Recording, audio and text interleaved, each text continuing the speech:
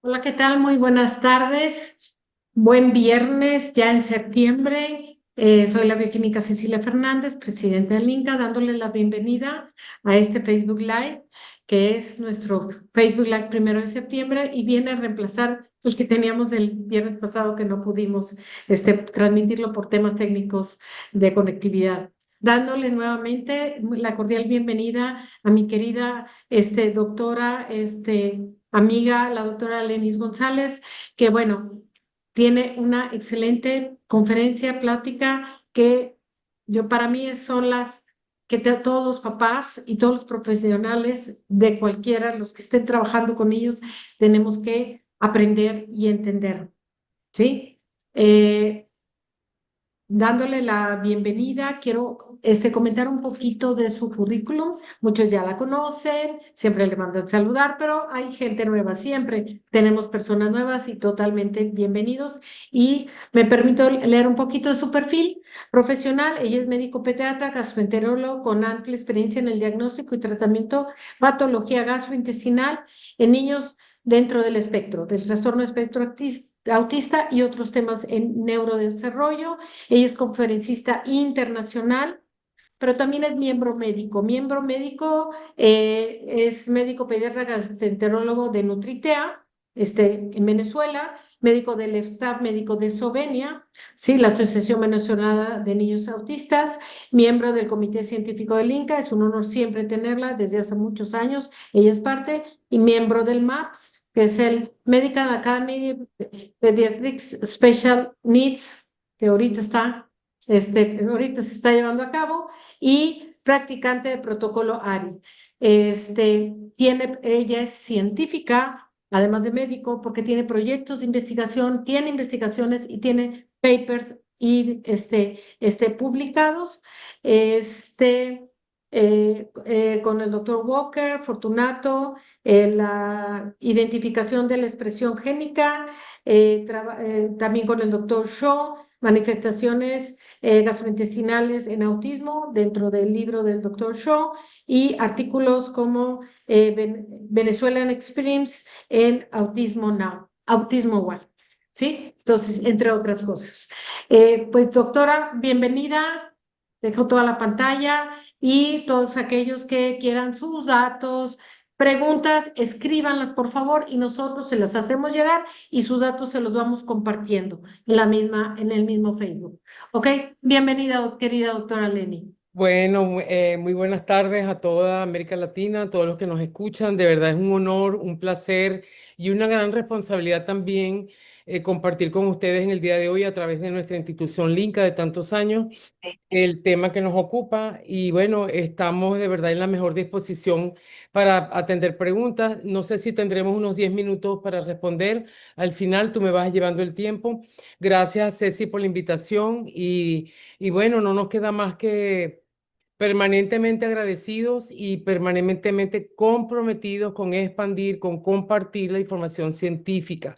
La información no debe quedarse con nosotros, debe siempre ser difundida y de manera gratuita, de manera espontánea, como tiene que ser, para que todas las personas se puedan enterar de los avances que hay pues, en la especialidad que tenemos y en el tema que nos aborda. Entonces, seguidamente vamos a compartir pantalla para comenzar pues la conferencia. Ahí vamos a tener nuestro correo electrónico para que ustedes puedan con mucho gusto hacer sus preguntas y nosotros también responderles. Entonces, el tema que nos ocupa en el día de hoy es el abordaje diagnóstico y terapéutico del estreñimiento crónico en niños con autismo y su relación también con los síntomas de autismo y la severidad de los mismos. Entonces, aquí está nuestro correo electrónico para el que lo quiera copiar. De todas maneras, la conferencia va a quedar grabada. Y bueno, seguimos enseguida. Vamos a dar unas palabras sobre el disclaimer, sobre el descargo de la responsabilidad de de esta conferencia, pues el propósito de todas nuestras conferencias es únicamente educativo. Ha sido preparado por mi persona y por nuestro equipo como médico pediatra gastroenterólogo con el único propósito de diseminar o difundir la información científica como parte del proceso educativo. Este material no ofrece asesoramiento médico o de orientación para alguna investigación. Su contenido no sustituye en modo alguno una consulta médica de un profesional de la salud independiente que puede evaluar al niño o al paciente en particular, porque cada niño y cada paciente es completamente diferente del otro. Está protegido por derechos de autor y se prohíbe su reproducción parcial o legal, excepto a través de nuestras instituciones, como en este caso el INCA. Entonces, comenzamos diciendo que en el autismo, entre tantas situaciones metabólicas, bioquímicas, orgánicas que ocurren, tenemos alteraciones gastrointestinales tempranas. Una vez que el niño inicia los síntomas de autismo, comenzamos a indagar y siempre, casi siempre los papás nos aseveran, aseguran y confirman que hay manifestaciones gastrointestinales y del sistema inmunológico. Estas alteraciones gastrointestinales, que es un proceso crónico de inflamación de bajo grado, produce una pobre digestión y absorción de nutrientes, con la consecuente desnutrición subclínica, es decir, que no es visible a través de las medidas antropométricas, es decir, no tienen bajo peso ni baja talla el 90 y tanto por ciento de los pacientes. Es una desnutrición silente, lenta y progresiva, con un déficit importante de nutrientes que podemos evaluar y corroborar a través de los exámenes de laboratorio. Este proceso crónico de inflamación crónica de bajo grado también produce que la barrera hematoencefálica y la barrera gastrointestinal sean permeables. Ellas son impermeables, es decir, no hay manera de que estas barreras en estado natural, fisiológicamente normal, dejen pasar macromoléculas o micromoléculas, bacterias, virus, hongos o parásitos hacia el cerebro o del intestino hacia la sangre. Una vez que se comienza a producir la cascada proinflamatoria, nos lleva a la permeabilidad de la barrera hematoencefálica, es decir, la que protege al encéfalo, al cerebro, del resto del organismo y del paso de sustancias nocivas o microorganismos de la sangre hacia el cerebro. Lo mismo aplica para el sistema digestivo. El resultado de todas estas alteraciones es la neuroinflamación e inflamación gastrointestinal, con la consecuente aparición de los síntomas de autismo y de los síntomas gastrointestinales de manera precoz. Entonces podemos decir y aseverar a lo largo de los 25 años que llevamos en este proceso y todo lo que se ha publicado, que el cerebro y el intestino en un niño con autismo están desnutridos, inflamados e intoxicados. Entonces, el sistema gastrointestinal para las personas que son, sobre todo las nuevas que están llegando con un niño recientemente diagnosticado, está conformado por los órganos del sistema digestivo superior e inferior. Sería el esófago, que lo vemos aquí en una fotografía de una endoscopia hecha por nosotros, el estómago, que sería esta parte, esta fotografía inferior, el duodeno, que es la primera parte del intestino delgado, luego viene el intestino delgado, este es el duodeno, este es el intestino delgado, que es toda esta parte que son aproximadamente 3 metros, 2,5 a 3 metros en un niño, y el intestino grueso, que es el colon, que sería el ciego, el colon ascendente, el transverso, el colon descendente y el recto sigmoide. El sigmoide es ese que está aquí atrás y esta es la parte que corresponde al recto. Entonces, nuestra labor, nuestra función como gastroenterólogo pediatra es evaluar la indemnidad de los tejidos desde el esófago hasta el colon e ilion terminal. Entonces, vamos a comenzar con las publicaciones que corroboran todo lo que vamos a decir en esta conferencia. En un artículo publicado en el World Journal Clinical Pediatrics del año 2023, dice, en resumen, dice que los niños con autismo experimentan síntomas gastrointestinales que impactan su salud, su aprendizaje y su desarrollo. Estas causas incluyen la disbiosis, la disfunción inmunológica, las sensibilidades alimentarias o alergias alimentarias, déficit de enzimas digestivas y déficit de procesamiento sensorial, entre otras. Entonces, perdón. Entonces ellos corroboran y resumen que los niños con autismo tienen un mayor riesgo de desarrollar o mayores o más comorbilidades que la población general, que los niños neurotípicos. En esta nueva publicación del año 2022 en Nutrients, ahí revisaron 28 estudios centrados en la relación existente entre los síntomas gastrointestinales y la severidad de los síntomas de autismo y los niños o los pacientes que han tenido regresión. El doctor Gorrindo y sus colaboradores encontró que los niños pequeños, autistas y no verbales tienen mayor probabilidad de sufrir estreñimiento. Y se ha informado que la prevalencia de los síntomas gastrointestinales, eso significa la frecuencia con que se producen los síntomas gastrointestinales en las muestras de niños con autismo, va desde un 30 al 37%, desde el 30 al 82,4%. Más adelante vamos a ver las propias estadísticas. Las diferencias en la composición del microbioma intestinal de niños con autismo y la presencia de síntomas gastrointestinales proporcionaron más evidencia de la relación entre las manifestaciones gastrointestinales y la severidad de los síntomas de autismo, así como la existencia de un eje intestino inmune cerebro, del que hoy en día se habla, al igual que el eje intestino, microbiota, cerebro. Entonces vamos a repasar un poco las causas del estreñimiento orgánico, haciendo la salvedad de que solamente de un 5 a un 10% de los casos de niños con autismo y estreñimiento tienen una causa orgánica. Recientemente, el lunes de esta semana, evaluamos un niño a través de la consulta, por supuesto, con síndrome de Down, autismo severo y nació con ano imperforado, un estreñimiento crónico severo de origen genético, obviamente. Entonces tenemos alteraciones anatómicas, alteraciones de la motilidad gastrointestinal, alteraciones psicológicas, alteraciones neurológicas, alteraciones metabólicas y endocrinas, alteraciones digestivas y reacción adversa a medicamentos. Entonces vamos a nombrar brevemente algunas de las más importantes. Como hablé de este caso que evaluamos el lunes pasado, el niño tenía una malformación rectal, es decir, su ano, su recto sigmoide no se formó. Él nació sin ano y fue operado a las 2 horas de haber nacido. Entonces, este niño ya venía con diagnóstico prenatal de síndrome de Down y al día de hoy tiene un autismo severo. Entonces puede haber manifestaciones anorrectales, tumores o cirugías previas por diferentes circunstancias.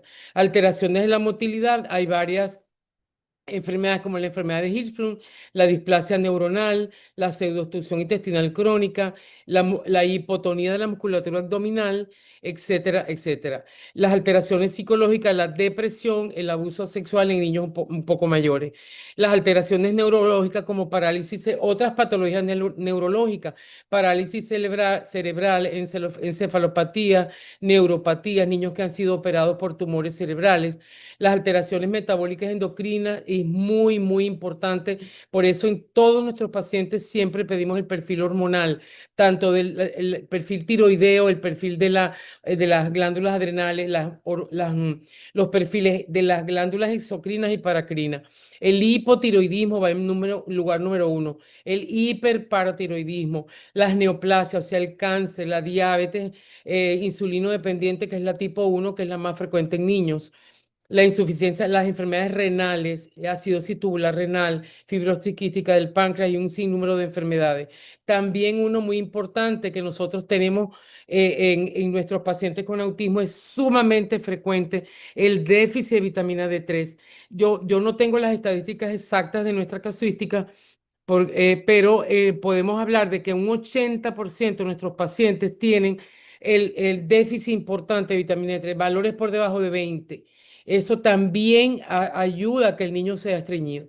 Y el resto de las alteraciones digestivas, como la enfermedad celíaca, la alergia alimentaria, que también es tan frecuente en nuestros pacientes, las eosinofiliopatías, o sea, los trastornos eosinofílicos, que son producto de la alergia, los tumores, la colitis isquémica, los accidentes, las cirugías previas, etcétera. Y un sinnúmero de manifestaciones en relación a la producción del estreñimiento por efectos colaterales del consumo de medicamentos por diferentes razones médicas. Entonces, la prevalencia a nivel de aquí de Estados Unidos, comenzamos desde el 2014, fíjese cómo va ido creciendo. En el 2014, la doctora Chaides, que es uno de los trabajos de autismo con el mayor número de pacientes, 960 pacientes estudiados, tenía una prevalencia de las manifestaciones gastrointestinales de un 23 a un 70%. En el año 2022, en la revista Nutrients, había aumentado la prevalencia de las manifestaciones digestivas de un 37 a un 82,4%. Al 2023, que es la última que tenemos, del Journal Clinical of Pediatrics del año 2023, la lleva de un 46 a un 84%. ¿Esto qué significa, estimados papás, estimados públicos, estimados médicos que puedan estar conectados? Que ha venido en aumento como una pandemia silente el diagnóstico de autismo y al mismo tiempo la aparición de manera precoz de las manifestaciones gastrointestinales en los niños con autismo. Y no ha parado de crecer. Aquí lo vemos, vamos a ver cuando ya hago un corte del año 2025, a ver en esos 2 últimos años, a ver cuánto llega, a cuánto asciende el porcentaje. En nuestra casuística de gastroautismo que compartimos con Nutritea, hicimos un corte del año 2021 al 2024, tenemos 92 pacientes. El diagnóstico más frecuente fue autismo nivel 2 con el 48%, nivel 3 con el 41% y el nivel 1 apenas con el 11%. Entonces, estimado público, estimados papás, estimados profesionales de la salud, estamos ante una pandemia silente que no ha parado de crecer. Y fíjese el bajo nivel, porcentaje de los niños diagnosticados con nivel 1. O sea, muchas veces cuando el paciente llega a nosotros ya tiene un autismo declarado de hace mucho tiempo, que ha sido retrasado por diferentes circunstancias. El momento de la evaluación con el equipo de salud no es solamente por mi persona, porque hay varias instituciones y muchísimos médicos que trabajamos con esta enfermedad. En relación a la prevalencia de las manifestaciones digestivas, si ustedes ven, el estreñimiento hace 20 años iba en el cuarto lugar, hoy en día va en el segundo lugar. La flatulencia fétida es la que lleva el mayor porcentaje, un 60% de los niños que nosotros evaluamos presentan flatulencia fétida, un 50% estreñimiento. Le sigue el dolor abdominal con un 43%, la distensión con 42%, parásitos, diarrea, pica y bruxismo son los porcentajes más inferiores. En relación a la prevalencia de las manifestaciones gastrointestinales del año 2019 al 2023, hicimos un corte y tuvimos 481 pacientes. Esta es la estadística compartida con Nutritea. Saben que yo soy el médico de Nutritea y también formo parte del staff de médicos de Sovenia. Bueno, nosotros unimos las estadísticas, tanto personales como las de Nutritea, y conseguimos lo mismo, los gases, o sea, el estreñimiento va en cuarto lugar como manifestación que venía de lugares inferiores y ha ido adquiriendo una mayor prevalencia en la población de niños diagnosticados con autismo. Entonces, en cuanto a las manifestaciones clínicas, hay gran variedad, pero ¿cuáles son las más importantes? Los trastornos conductuales. Los niños a veces agresivos, irritables, intolerantes a la espera, se frustran con facilidad, como este niño de aquí, la agresividad contra sí mismos, contra otras personas, el dolor abdominal, los gritos, el llanto, las crisis explosivas sin haber ningún tipo de estresor que haya descargado una crisis de irritabilidad, el caminar de puntillas y muchas otras que vamos a ver a continuación.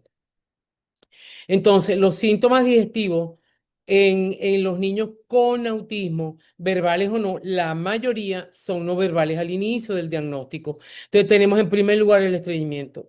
Le dijimos que estaba en el cuarto lugar y ha ido ascendiendo, ascendiendo de manera imparable y hoy en día es el síntoma más importante. Sobrepasó a la diarrea alterna con estreñimiento, sobrepasó al dolor abdominal. El dolor lo tenemos en tercer lugar. Entonces, estreñimiento en el primer lugar, diarrea persistente o crónica en segundo lugar, dolor abdominal en tercer lugar, reflujo y posturas antálicas en el resto de los lugares.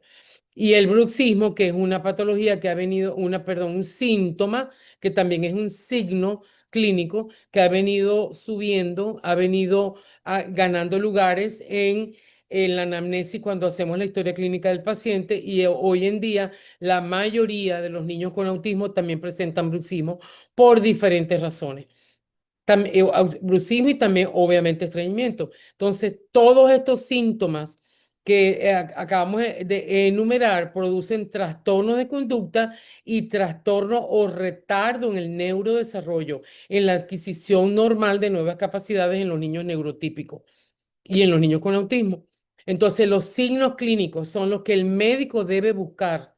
La mamá no lo refiere porque no sabe que estos son signos clínicos, no son síntomas. Entonces, el médico, nosotros los médicos, los pediatras, tenemos que indagar y preguntarle a la mamá, su niño se distiende, ella no sabe lo que es la distensión abdominal. Tenemos que preguntar, la pancita inflamada, hinchada, porque muchas veces se confunden y creen, no es que el niño es gordito, come mucho, tiene apetito voraz, entonces come mucho y por eso tiene la panza así. Resulta que cuando lo vemos, lo examinamos y le hacemos el examen físico y nos damos cuenta que está distendido con un aumento del gas intestinal. Las heces fétidas y con restos alimentarios, hay que preguntarles a las mamás, porque ellas se acostumbran al mal olor y para ellas ese es un olor normal. Y la presencia de restos alimentarios, como es tan frecuente, también se acostumbran. Y para las mamás, de ver todos los días heces de esa característica, para ella dice, bueno, él evacúa normal. Normal como, bueno, cada 3 días o una vez a la semana. Eso es lo normal que él evacúe y resulta que una vez a la semana jamás puede ser algo normal. Entonces tenemos que preguntar nosotros los médicos, los profesionales de la salud, porque también los nutrólogos hacen las mismas preguntas que nosotros. Entonces, esas fétidas con restos alimentarios que se deshacen en el contacto con el agua o que son voluminosas, que son como piedritas pegadas unas con otras o que tienen fisuras.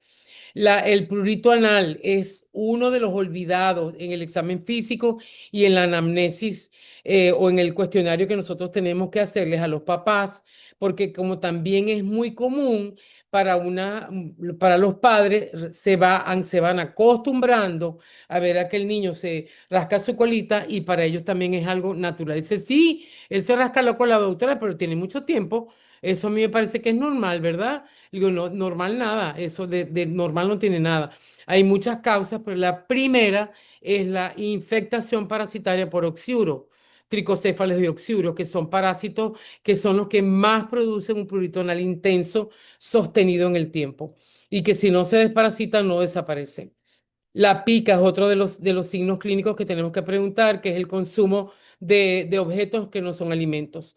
La disbiosis con pobre respuesta al tratamiento, eso ya una vez que nosotros hayamos hecho los exámenes de laboratorio, pues es uno de los diagnósticos más importantes. Y las reinfecciones gastrointestinales frecuentes. Esto es muy común en nuestra casuística y a nivel general, pues de que los niños hacemos el tratamiento, desparasitamos, sacamos los hongos, las bacterias patógenas, etcétera, mejoramos la disbiosis y cuando viene el siguiente control con exámenes de laboratorio en mano, el niño vuelve a tener bacterias, vuelve a tener hongos y vuelve a tener parásitos. Entonces es muy común la reinfección y eso hay que preguntárselo a la mamá. Si en el periodo post-tratamiento el niño volvió a comenzar a rascarse la colita, a estar distendido, a estar agresivo, irritable, etcétera. Continuando con los signos clínicos, la falta de progreso en las terapias. Entonces, eso también es muy común. Por eso está puesto en número 1. Entonces, son mamás que se quejan, el niño no mejora, doctora.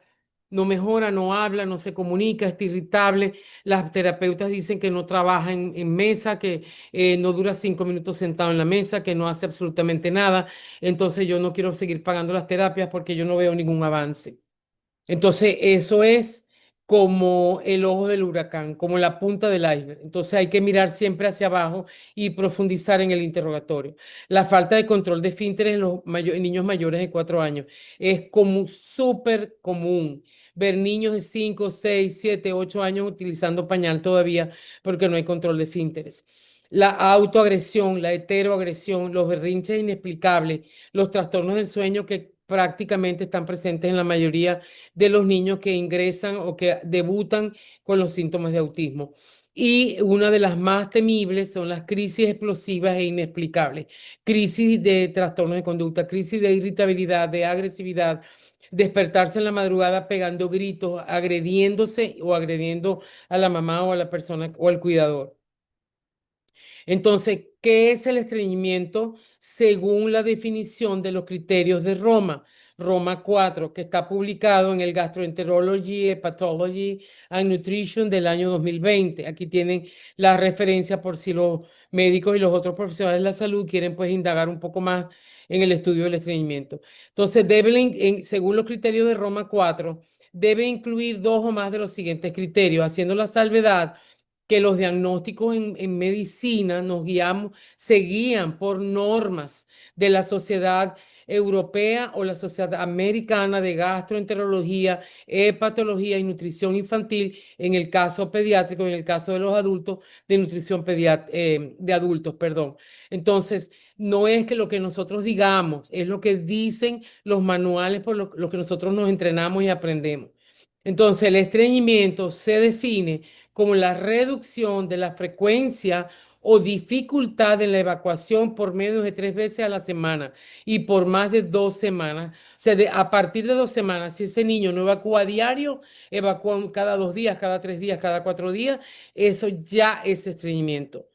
No es solamente la característica de las heces duras, gruesas, son voluminosas, son como piedritas. No es solamente la característica de las heces, porque ni tampoco la frecuencia. Tienen que ser las dos particularidades, que evacúe con menor frecuencia y que las heces sean de características de 1 o 2 de la escala de Bristol, que sería el estreñimiento crónico, voluminosas o tipo escíbalo, lo que son las piedritas. Entonces, yo tengo pacientes que en nuestro equipo que evacúan todos los días, pero las heces son voluminosas, son secas y son piedritas. Entonces, ese niño está estreñido. Ese niño está estreñido. Entonces, aunque evacúe todos los días con dificultad, ese niño está estreñido. Entonces, tenemos que, ya un segundito que entró una llamada y perdone por el, ok. Por la interrupción. El segundo punto, el esfuerzo durante más de un cuarto o el 25% de las defecaciones. No es solamente defecar cada 2 o cada 3 días o cada 4 días, defecar heces voluminosas o tipo escíbalos, sino también el esfuerzo que el niño hace para poder evacuar esas heces duras, retenidas. Generalmente solamente evacúa lo que tiene en el recto y a veces en la primera parte del sigmoide. El resto son evacuaciones incompletas. Entonces el niño tiene una danza típica del estreñido. Le duele, grita, llora, se lleva las manos al abdomen, inclusive se puede acostar en el piso porque no quiere evacuar, porque la evacuación es dolorosa. Y en tercer lugar tendríamos heces grumosas o duras, como ya explicamos, tipo 1 o 2 de la escala de Brito en más del 25% de las evacuaciones en esa semana, en una semana. La sensación de evacuación incompleta en más de un cuarto por ciento de las defecaciones, que ya lo nombramos. El niño no evacúa nunca todo lo que tiene en el recto sigmoide.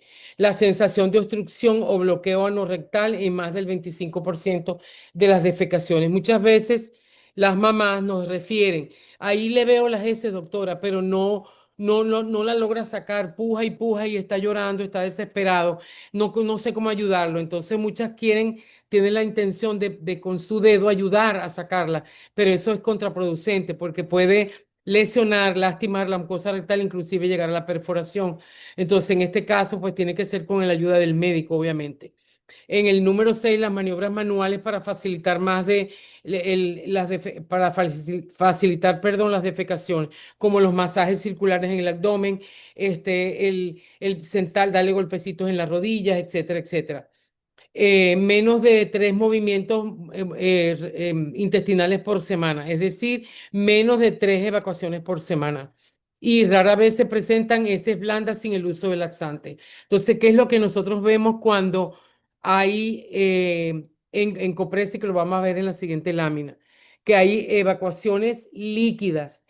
Hay un gran fecaloma que está obstruyendo el recto sigmoide y el niño o el paciente evacúan heces líquidas y es un niño estreñido. Entonces la mamá cree que tiene diarrea y no es diarrea.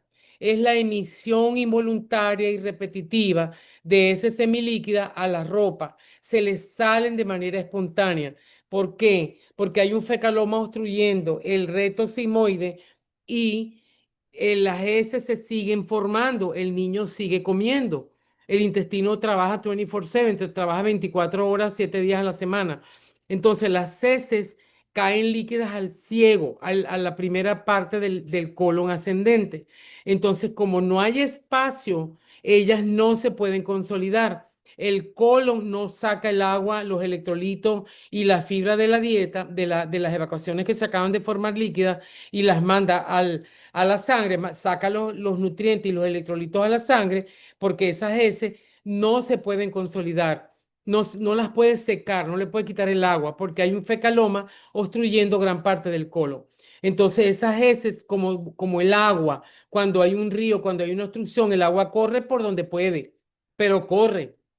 Entonces las evacuaciones, las heces, se empiezan a colar alrededor del fecaloma y salen líquidas. Entonces el niño todo el día huele a heces fétidas, todo el día mancha la ropa interior y son manchas, manchas, manchas. No son evacuaciones abundantes porque es que las heces se van colando a los lados del fecaloma. Eso lo llamamos encopresis. Tenemos muchísimos pacientes con este diagnóstico y siempre por encima de la edad de 4 años. ¿Por qué? Porque a los 4 años todo niño debe tener ya control de los esfínteres, tanto el vesical como el anal. Ya debe avisar para hacer pipí espontáneamente y avisar o ir espontáneamente a evacuar. Entonces, tiene que ser el diagnóstico por niños por encima de los 4 años. Y estos son también los criterios según la definición, según los criterios de Roma. La escala de Bristol, bueno, de todo es conocida, no me voy a detener sino unos segundos. Parece el tipo 1 y 2 son los tipos de niños estreñidos. El normal es como un submarino, se pueden ver grumos, se pueden ver una que otra fisura. El tipo 4 es o sea, para nosotros, los gastroenterólogos del 1 al 3 son heces. Cuando un niño tiene como piedritas, aunque estén pegadas, ya sabemos que ese niño está desarrollando un estreñimiento, porque la normal es el tipo 4. Es un submarino, tipo submarino, lisas, no tienen piedritas, no tienen fisuras, se ven húmedas. Las primeras tres se ven siempre secas y las mamás las han podido ver una vez que el niño las evacúa en un pañal. Y la diarrea, pues las otras, las 5, las 6 y las 7 son ya las características de las heces diarreicas. Aquí tenemos fotos de nuestros pacientes. Esas no son fotos sacadas de internet, por si quisieran saberlo, ¿verdad? Esta foto la primera que estamos mostrando en la derecha es el fecaloma más grande que nosotros hemos sacado. Por eso siempre la tengo que colocar porque es el único que nos ha tocado. Pesaba 1,5, o sea, 1.500 gramos, o sea, 1,5 kilos y fue sacada por cirugía en una niña con síndrome de Red en Cúcuta, Colombia, estando nosotros evaluando pacientes en Colombia. Estábamos con todo el equipo de Sovenia, con la doctora Negrón en esa época. Este es un paciente reciente. Todos estos son pacientes que hemos vivido en este año 25. Fíjense las características. Esta es la típica. Esas voluminosas, gruesas. Por eso duele tanto evacuarlas. Y por eso el paciente llora, grita, se esconde, deja de pujar, contrae para no evacuar, lo que llamamos anismo, porque no las puede evacuar por el gran tamaño de las heces. Estas dos son de la misma paciente. Y estas son de pacientes diferentes. Fíjese el tamaño grandísimo de los bolos fecales, son como piedras grandes, son duras y secas. Y si ustedes pueden ver, tiene resto alimentario, inclusive sangre, porque las heces voluminosas rompen la mucosa del recto y a veces el esfínter, la región perianal. Entonces, donde están las arruguitas de la región perianal, tenemos que hacer el examen físico, indagar bien, porque probablemente esto sea producto de una fisura anal por estreñimiento crónico severo. Y aquí esta está un poco más grande porque el niño usaba pañal y se sentó, pero si la ven son como dos tortas, una encima de la otra, completamente secas, completamente duras y con restos alimentarios. Y en este caso es el biofilm. ¿Por qué? Porque son niños estreñidos o con evacuaciones, quizás en este caso, perdón, en el de en medio, aquí no había diarrea ni estreñimiento, pero había emisión de moco sin evacuaciones, sin heces. Entonces, la emisión de un moco chicloso, pegostoso, sin heces, es lo que llamamos biofilm. Pero una vez que ellos evacúan el moco, probablemente si nosotros ponemos el tratamiento para el estreñimiento, comienzan a evacuar heces duras de gran tamaño, como las que acabamos de ver. Entonces, el estreñimiento produce irritabilidad, llanto inexplicable, dolor abdominal, caminar de puntillas, danza del estreñido, fisura anal, reabsorción de toxinas y disconfort abdominal, entre muchos otros síntomas. Entonces aquí podemos ver niños que caminen en puntillas. Si los niños más grandes ya pueden decir o señalar que hay dolor abdominal. Vemos distensión abdominal. Bueno, hay una gran gama de síntomas, como por ejemplo ausencia de evacuaciones diarias. Eso es lo primero que llama la atención. A todo paciente que sea diagnosticado con autismo, tenemos que indagar en profundidad las características de las evacuaciones, la frecuencia de las evacuaciones, las características de las heces, la presencia de dolor abdominal, distensión abdominal, de flatulencia fétida previa a la evacuación, dolor al evacuar. Esto es tan frecuente, estimado público, tan frecuente que tenemos que preguntarlo, porque a veces la mamá no sabe qué es dolor para evacuar, porque el niño grita, llora, muerde, ala el cabello, se muerde las muñecas, se puede golpear la cabeza y es porque está tratando de evacuar y no lo puede. Y la mamá lo que le dice a uno o le refiere al médico es que el niño está agresivo, está irritable. Hay dolor y enrojecimiento en la región perianal por fisura anal. Hay que abrir el ano, las márgenes del ano, hacer una buena exploración física para detectar la fisura, porque las fisuras están entre un pliegue anal y otro. Si ustedes nada más lo ven por encimita, nunca van a descubrir la fisura anal y la mamá tampoco se da cuenta. Obvio, no es su función, por supuesto. Hay irritabilidad, llanto inexplicable, intolerancia a la espera, frustración fácil, agresividad, hay hiperactividad, hay correr de un lado a otro, sobre todo correr de puntillas de un lado a otro. Seguimos con los signos clínicos, palidez cutáneo mucosa, porque los niños estreñidos severos dejan de alimentarse de manera normal, empiezan a tener inapetencia, anorexia. ¿Por qué? Porque el colon emite una señal al cerebro que dice que está lleno, que ya no caben más heces en el colon. Entonces el niño deja de comer para que no se produzcan más heces. Entonces ven un niño irritable, probablemente se está mordiendo la mano o está tratando de apretarse la rodilla porque tiene dolor. Y fíjese la evacuación que tuvo después de esta crisis. Una evacuación muy grande, muy dura, llena de fisuras y completamente ancha, bien difícil para ser evacuada. Hay distensión abdominal, heces duras, secas y voluminosas. Danza del estreñido, que para evitar evacuar, el niño corre de un lado a otro, se pone de cuclillas, camina de puntilla, corre de un lado a otro llorando y sin sentido o gritando. También puede saltar con sus manos en el abdomen, darse golpes en la rodilla o él con el mentón darse golpes en la rodilla.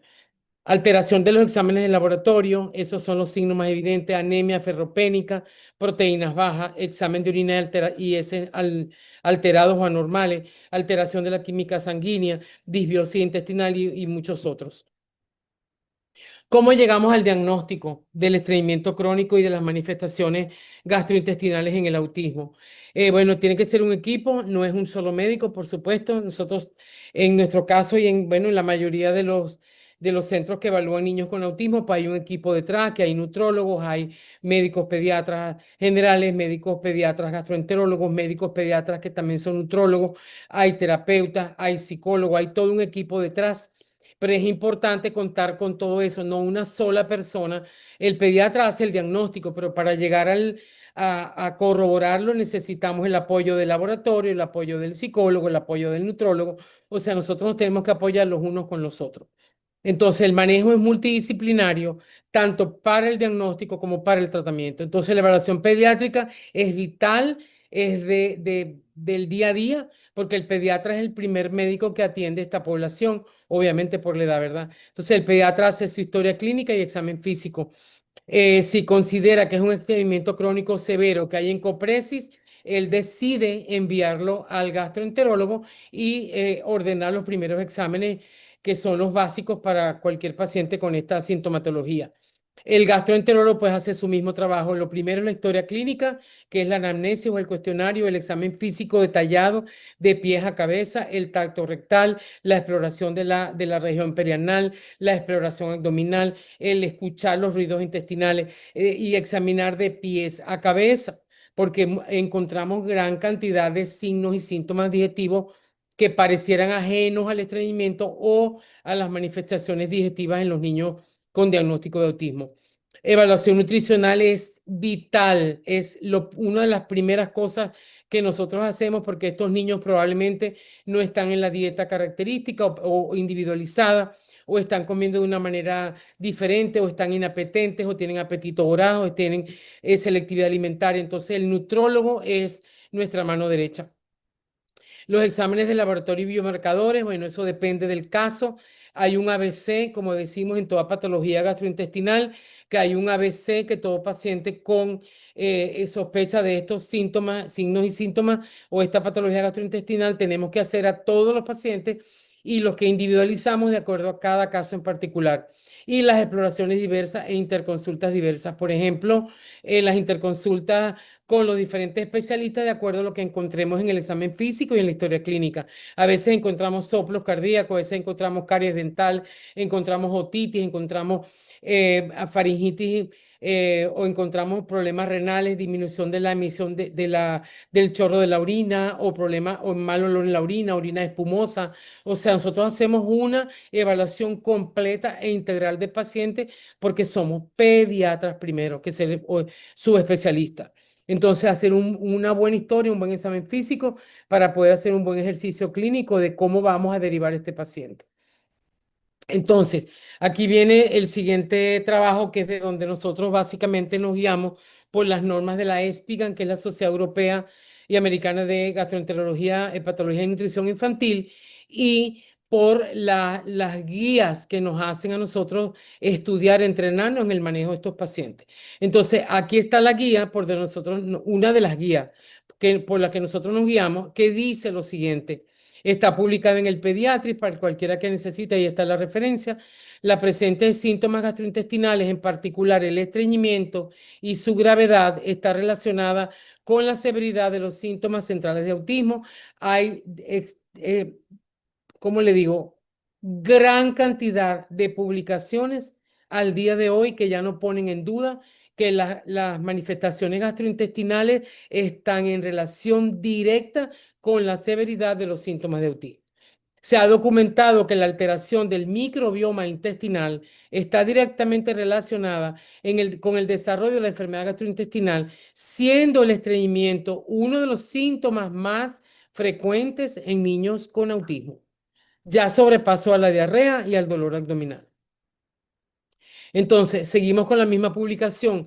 Debido a múltiples factores, tanto del diagnóstico como en el tratamiento del estreñimiento en niños con autismo, sobre todo en los niños no verbales, son mucho más difíciles de diagnosticar y a veces de tratar en comparación con el tratamiento en niños neurotípicos, porque el niño neurotípico dice, habla, se toca, habla con la mamá, le lleva la mano a la panza. El niño no verbal se comunica a través del llanto, de los gritos, de la agresividad, de la irritabilidad, del correr de un lado a otro, porque ni siquiera a veces tiene la capacidad de llevar a la mamá de la mano, lo que hace es gritar y tener crisis explosivas, inesperadas y sin ningún desencadenante físico, o sea, que no haya comido nada que no debe, que no haya comido tierra o tener pica o que haya como tener el apetito voraz y quiere tener hambre y todo el tiempo quiere estar comiendo. Entonces, eso también puede desencadenar una crisis, pero ninguno de estos factores está asociado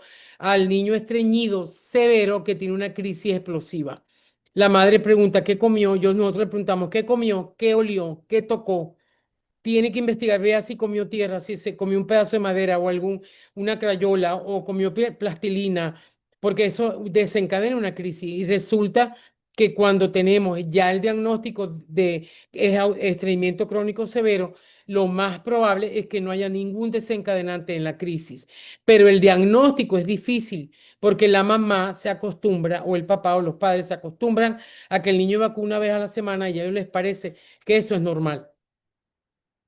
Entonces, como pruebas diagnósticas, como hablamos, aquí tienen diversas imágenes que pueden corroborarlo, ¿verdad?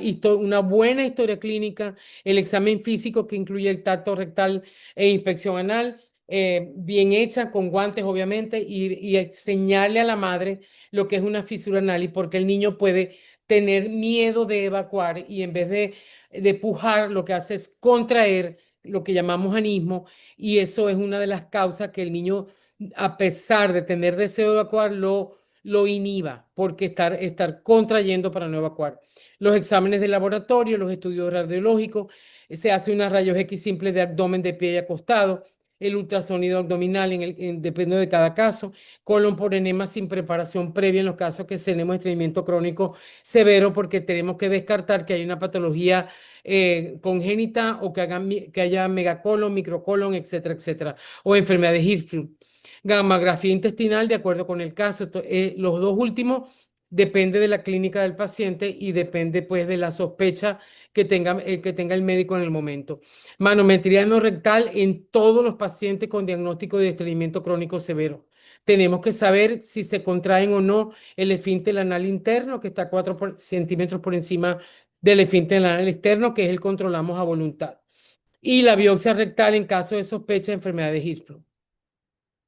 Entonces tenemos una placa de abdomen simple acostado en un niño con estreñimiento crónico. Esta placa es de este mismo niño del cual tenemos la foto. Entonces vemos un colon completamente dilatado.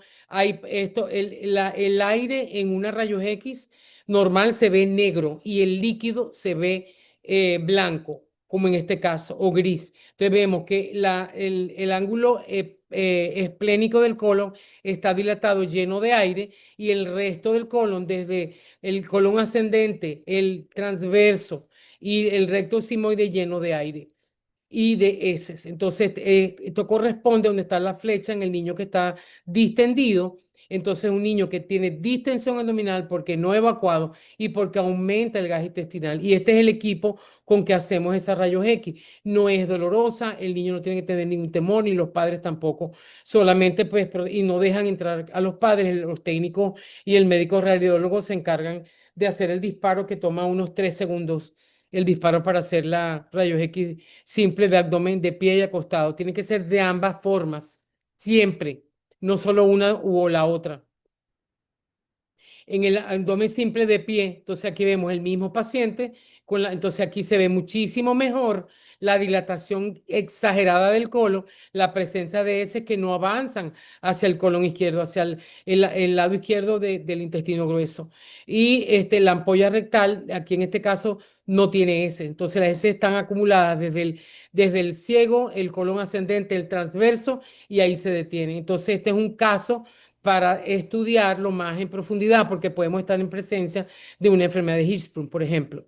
Entonces, en este caso, este es un caso de este mismo niño que tenemos en la foto, le hicimos el colon por enema sin preparación previa para ver cómo está la anatomía del intestino grueso, que es el colon, y vemos que está completamente normal, solo que está dilatado. Aquí, obviamente, para hacer el colon por enema, nosotros tenemos que dar contraste, el niño evacúa a veces espontáneamente, no podemos poner enemas para evacuar estas heces que están aquí.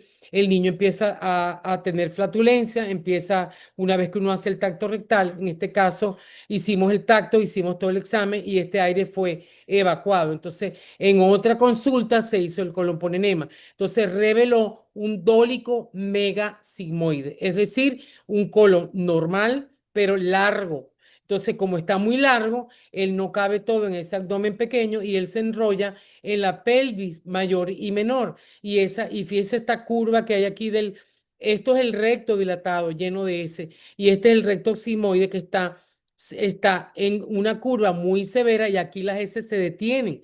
Como están secas, él probablemente no tome suficiente cantidad de agua, no haya fibra, es un estreñimiento severo, las heces se detienen y pasan muy lentamente. Al llegar al recto, como él no evacúa, porque él contiene, contrae, el recto se va poniendo cada vez más grande y el colon también, porque recuerden que es un órgano muscular que es distensible. Entonces van cayendo heces nuevas y las viejas no salen y entonces se va agrandando, agrandando, que es lo que podemos ver aquí en la placa. Y en el estudio del centro, aunque las letras están pequeñitas, porque tuve que reducirlo para que entrara, revela que este niño no tiene ningún problema en la contracción del esfínter anal interno ni el externo.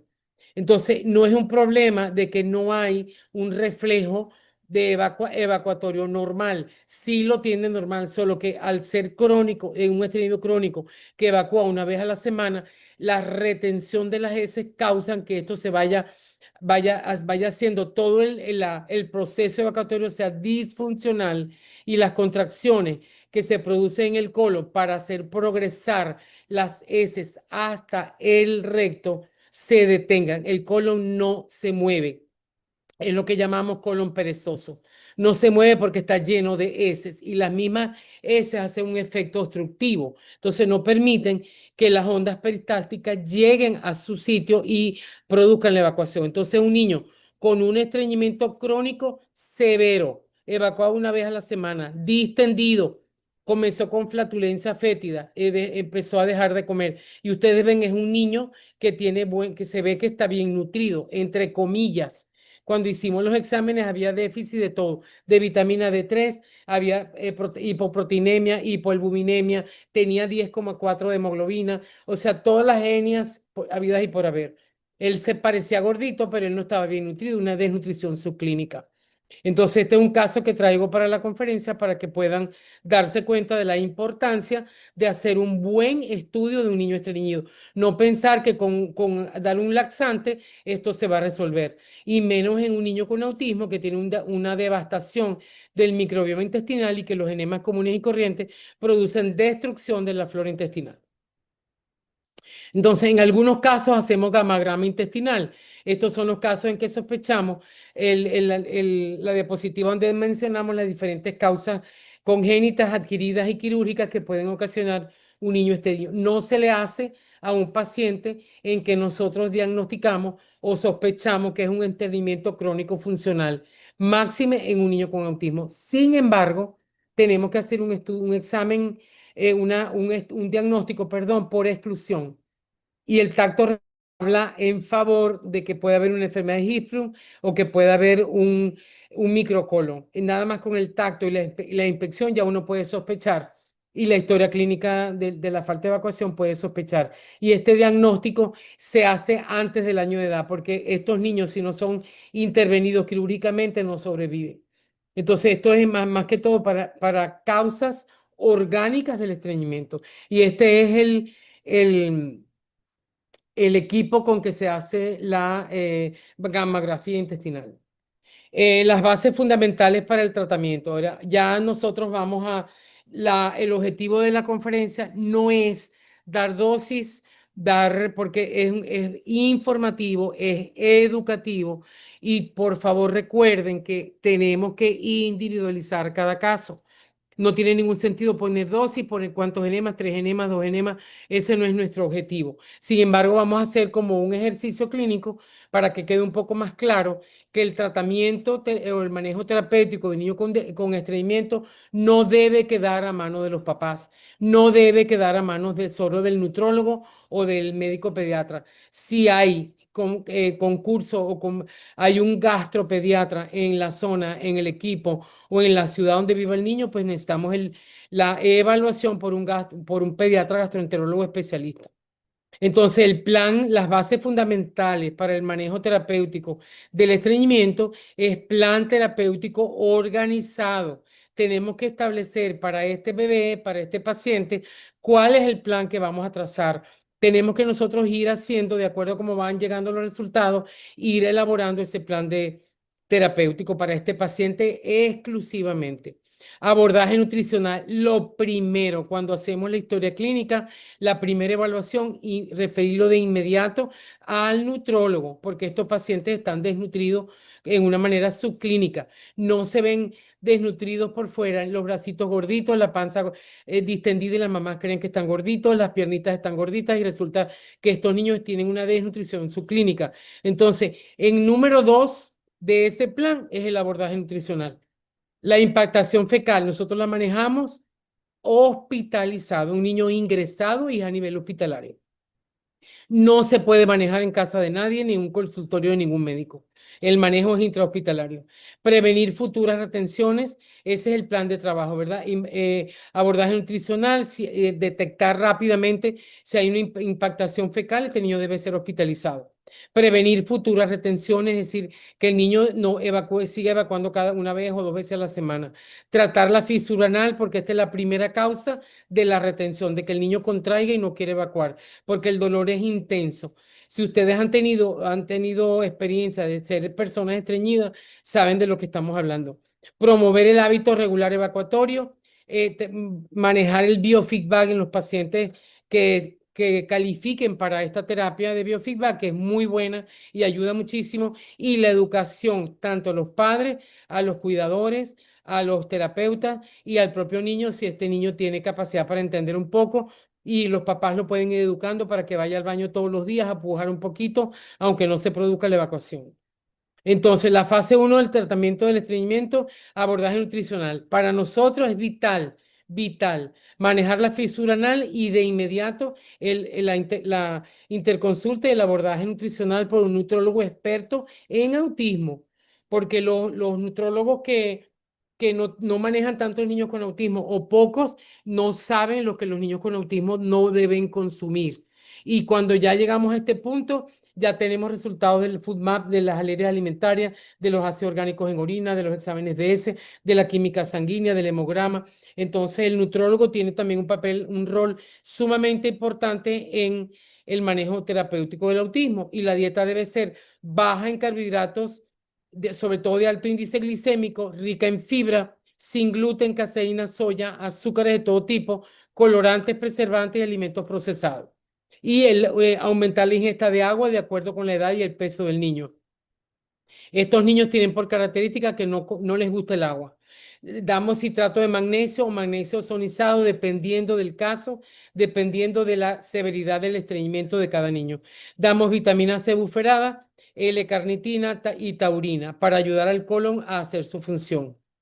Tratamiento digestivo, bueno, en caso de que ya tengamos todos los resultados que mencioné hace unos minutos, desparasitación, tratar el tratamiento anticándida para Clostridium y para todas las bacterias patógenas que hayamos encontrado, restaurar el microbioma intestinal, dando prebióticos, probióticos, enzimas digestivas, entrenamiento diario del intestino, que sería el party training, que es enseñar a los papás a que el niño tiene que ir todos los días a la misma hora a sentarse en el toilet, a hacer un poquito a empujar un poquito y a ir perdiendo el miedo. En caso de que necesitamos el biofeedback, este niño tiene que ir de manera externa, porque eso no se hace en las casas, a la estimulación a través del biofeedback diariamente hasta lograr mejorar la evacuación. Tiene que hacer ejercicio, tomar el sol, aumentar la actividad física, tomar su vitamina D3 y exponerse al sol para mejorar la hipovitaminosis D, que la mayoría de nuestros pacientes la tienen. No dejar que pase más ni un día sin evacuar, porque esto no es mágico. Aquí el tratamiento, las medidas terapéuticas es a través de un trabajo en equipo, de la responsabilidad y la constancia, y no dejarle el trabajo a un enema o a un supositorio, porque todo lo demás es vital. La parte nutricional es la más importante, restituir o colocar las vitaminas que estén en déficit, restituir nutrientes, oligoelementos y vitaminas, y el entrenamiento diario del intestino. Para eso hay que tener constancia, responsabilidad y un trabajo en equipo. Sin eso no se logra el éxito. Y la receta médica, de acuerdo a lo que nosotros, pues, los medicamentos que no son dañinos al microbioma y que nosotros podemos indicar. En la fase 2 Entonces, en caso de que tengamos un niño como el que ya describimos, nosotros ponemos 1 a 2 supositorios de glicerina de acuerdo al caso, si el niño pasa más de 24 a 48 horas sin evacuar. Utilización de los enemas, eso nosotros lo hacemos directamente con la mamá, y cada niño se le planifica cuántos enemas necesita.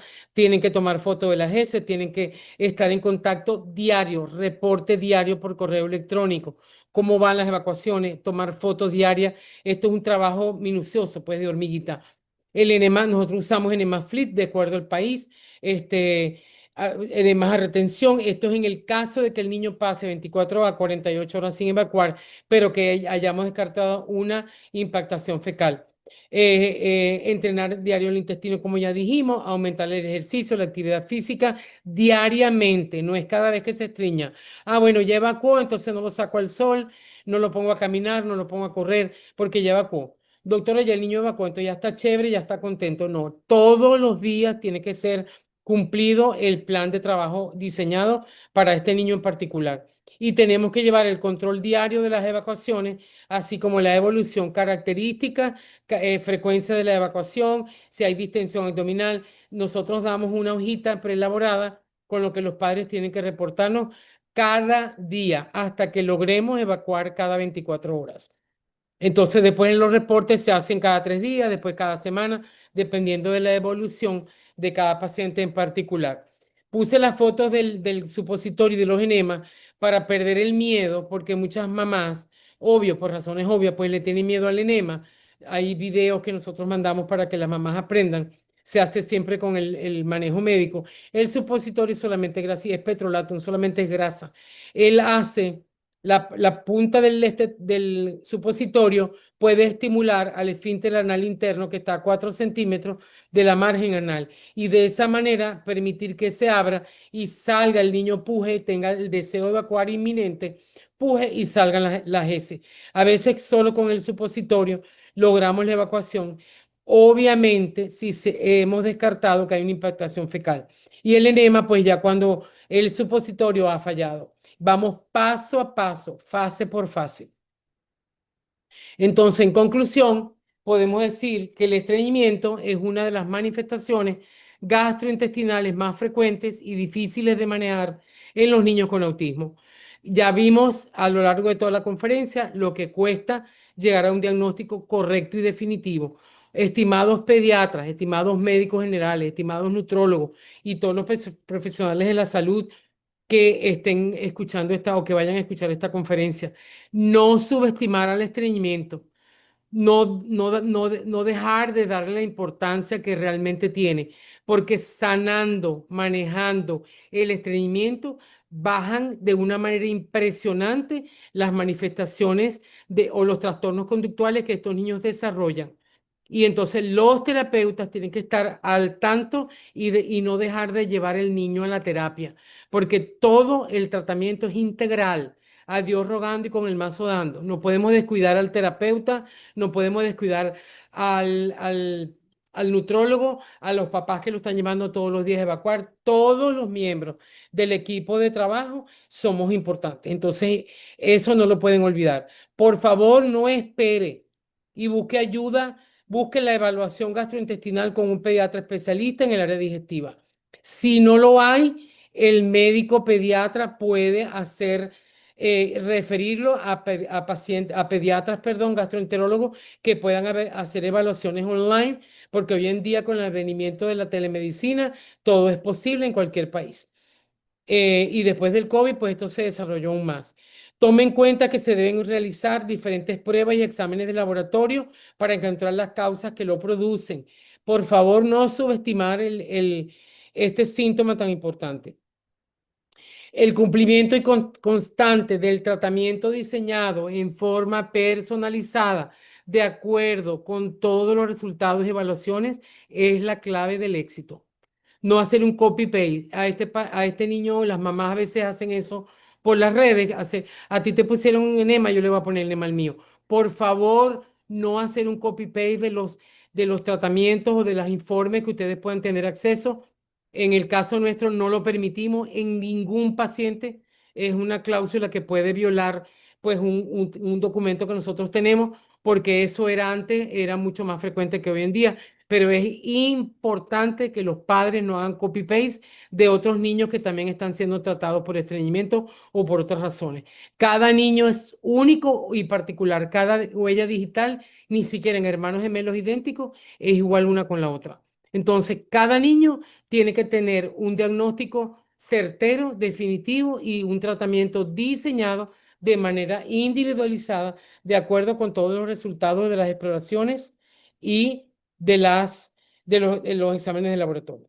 El tiempo de tratamiento es largo y el proceso es lento. Por favor, no esperar maravillas en 3 días, porque no hay. No existen pildoritas mágicas, no existen varitas mágicas para que esto se solucione pronto. Depende de cada niño y de las causas que hayamos encontrado, por lo que es muy importante la constancia y la perseverancia en su cumplimiento. Eso es lo que más nosotros hemos tenido en experiencia en nuestra vida profesional y les pedimos a los padres, a los terapeutas y al público en general que por favor no subestimen los síntomas gastrointestinales porque están detrás de las crisis de los trastornos de conducta en los niños con autismo. Entonces, la última conclusión que está publicada en el Pediatric que ya hablamos es ellos concluyen que la presencia de síntomas gastrointestinales, en particular el estreñimiento y su gravedad, está relacionada íntimamente con la severidad de los síntomas centrales del autismo. Se ha documentado que la alteración del microbioma intestinal está directamente relacionada en el desarrollo de la enfermedad gastrointestinal, siendo el estreñimiento uno de los síntomas más frecuentes encontrados en niños con autismo. Por su atención, por su constancia, por su eh, perseverancia y por el deseo de estar escuchando esta conferencia, le damos las gracias y nuestro lema, el autismo es tratable y recuperable si hacemos todo correctamente. Que Dios los bendiga, cuídense mucho y aquí está nuestro correo, está el correo del Inca. Vamos a dejar esta lámina unos segunditos para poder que puedan copiar, si gustan, pues nuestros correos, el del Inca y el nuestro en particular. Muchísimas gracias por su atención y que Dios los bendiga.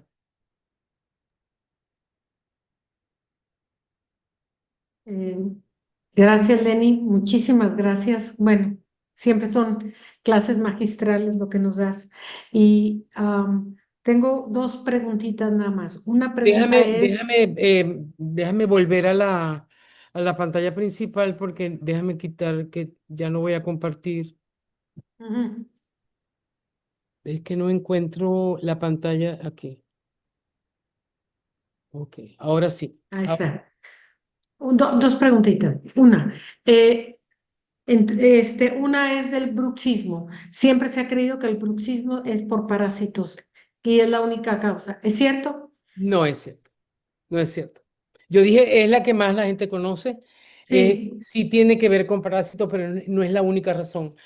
Cada vez, cualquiera de las manifestaciones digestivas, el trastorno de integración sensorial per se, por sí solo, las exacto, las otitis, las amigdalitis exacto, no detectadas, sobre todo el exacto. trastorno de integración sensorial. Los parásitos es el que lleva como que la bandera, pero ya eso no es así. No es lo único. No, exacto. No, lo pregunto porque de repente, pues, cierta mala información nos dice información que todo es parásito, ¿verdad? Entonces sí hay que, por eso me gusta eso. Y la otra pregunta que va de la mano es igual.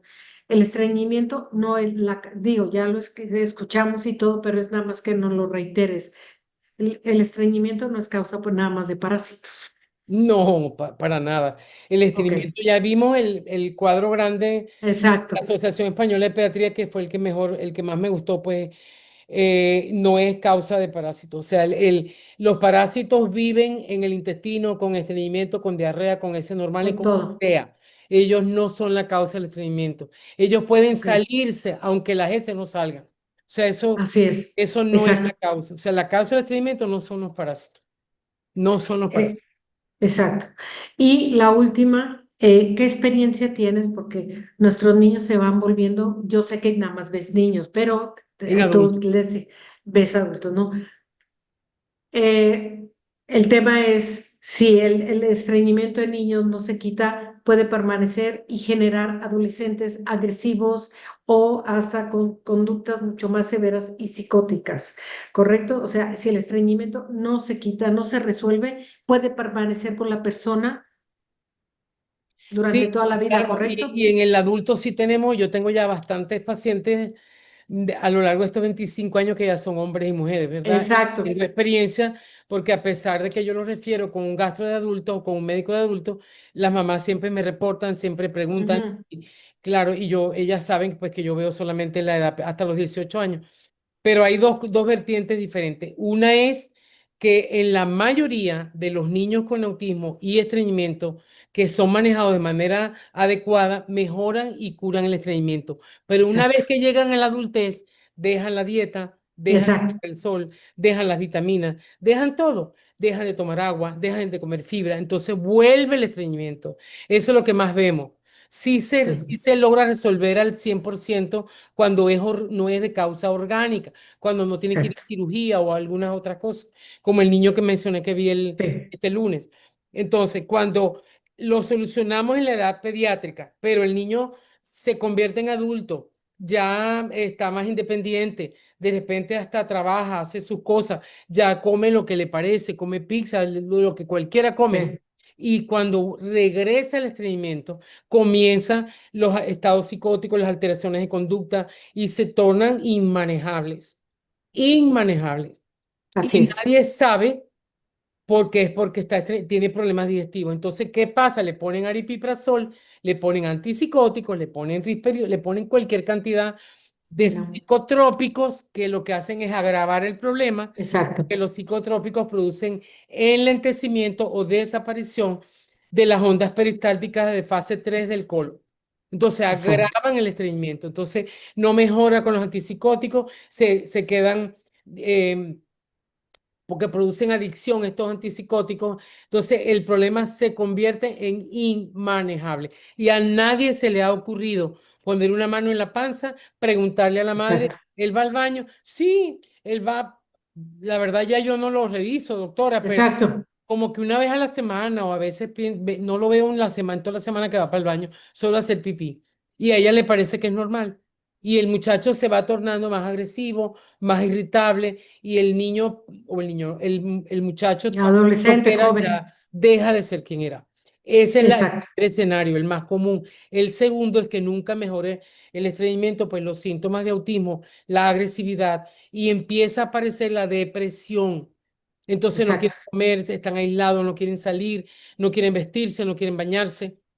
Y nadie Exacto. pregunta, ¿tiene algo en la panza? Entonces están distendidos, siempre están oliendo a heces. Exacto. Así es. Entonces hay rechazo social porque están oliendo raro, porque tienen flatulencia, entonces flatulencia, porque las heces al no salir, el aire tiene que salir por algún lado, por arriba Claro. y por abajo. Para abajo. Entonces son muchachos que no huelen bien, aunque se hayan bañado, que están emitiendo flatos todo el tiempo y eso los aísla socialmente. Entonces Así empiezan es. los problemas de depresión, los problemas de aislamiento social, los problemas de rechazo de los mismos familiares. De la Exacto. misma, nadie lo quiere llevar a una fiesta, lo que sé, porque este muchacho no se porta bien, no huele bien. Y la misma mamá Exacto. sabe, porque ya es un adulto, ya él se baña, él ya se afeita, por ejemplo, ¿no? Entonces les da pena como indagar más. Entonces, nosotros decimos la tierra de nadie. Nadie los quiere tocar, nadie los quiere ver. Bueno, ay, es un autista adulto, ay, Dios mío santo. Entonces, no, nosotros ayudamos Exacto. lo que podemos. Claro. Siempre hacemos la salvedad de que yo soy pediatra, tengo Claro. 38 años de ser pediatra, pero siempre puedo dar un buen consejo y ayudar a quien lo necesite. Exacto. Y qué bueno que lo dices y es bien importante porque, bueno, nuestros niños se van volviendo adultos y lo hablo como madre de un Mamá, adulto, ujú, nos vamos cansando y ya como que se voltea la historia, ¿no? Vuelven a ser agresivos y vuelven, y se hace una dinámica tan terrible para el cuidador y ya no saben qué hacer con ellos. Y tristemente acaban o recluidos o internados y es bien triste. Y pues pensando Y en ahí que, inclusive tenemos un caso que no, Solamente voy a mencionar el caso que lo vivimos como institución, como muy mal, muy apenado, de que un estreñimiento crónico llevó a una perforación intestinal, a peritonitis, a sepsis, terapia intensiva y fallecimiento en un muchacho de 34 años. Fíjese. Estreñido que sí lo resolvimos y después, pues, Exacto. Entonces, lo que dices, o sea, estos son caminos largos y y si pudiéramos decir, lo más importante en la vida adulta de una persona dentro del espectro para mí, que evacúe diario, que esté sano gastrointestinalmente, medianamente puede ir llevando la vida y para el cuidador. Pero si llegamos a estas crisis, híjole, a veces, como dices, ya no hay vuelta para no, atrás. no. Ya no hay vuelta para De hecho, atrás. nosotros tenemos pendiente, que de repente lo puedes anunciar, que vamos a tener como un conversatorio sobre los autistas que se han convertido en adultos. Y yo Exacto, inclusive, tenemos el compromiso de hacerlo con un médico de adultos, con tu exacto. mamá, con un muchacho de 35 años, con Marco, la experiencia que has vivido desde niño con Marco, y un Sí, médico que maneje adultos. Y yo, exacto, la humilde experiencia que tengo yo con mis pacientes que han crecido, porque exacto. creo que hoy en día hay muchísima población autista adulta que no está siendo evaluada, que no está siendo No, atendida, que ya nadie sigue haciendo cosas, pero que necesitan seguir cumpliendo tratamientos, haciendo la exacto. evaluación Ujú. nutricional, la parte dental es bien importante, Uy, estos sí, cuidados en las evaluaciones anuales con el odontólogo, con el nutrólogo, con el médico para examinar sus genitales, examinar si hay algún tipo de infección, problemas renales, exacto, etcétera, etcétera. Es la tierra de exacto, nadie, por eso queremos como rescatar un poco. exacto. Entonces tenemos pendiente eso, nada más que cuando ya tengamos la fecha, Ya, se lo hacemos exacto. saber. Ahí lo vamos a anunciar, pero es bien importante. Padres, no podemos claudicar. Este es un camino largo, es un maratón. Yo creo No que tiene fin, porque el no, fin no es tiene cuando fin. no tiene. Cuando ya partamos, ¿no? Pero es importante. ¿Por qué? Porque nosotros como padres, cuidadores, nos vamos cansando, ya no son más años y tenemos que estar bien, pero y ya si nos mantenemos en esto, podemos tener un tiempo bueno, de calidad, tanto ellos como nosotros, y no acabar en una institución o los padres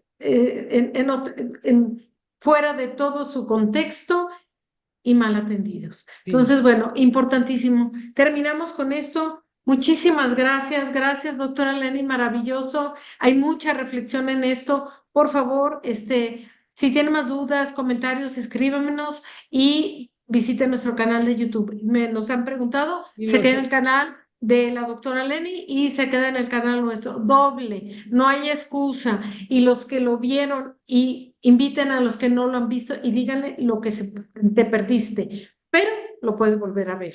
¿Ok? Bueno, muchísimas gracias y que estén muy bien. Buen fin de semana. Muchísimas gracias gracias, a doctora todos y bueno, Lenny. que Dios los Un bendiga y que gusto. tengan un excelente fin de semana. Hasta luego. Igualmente, bye.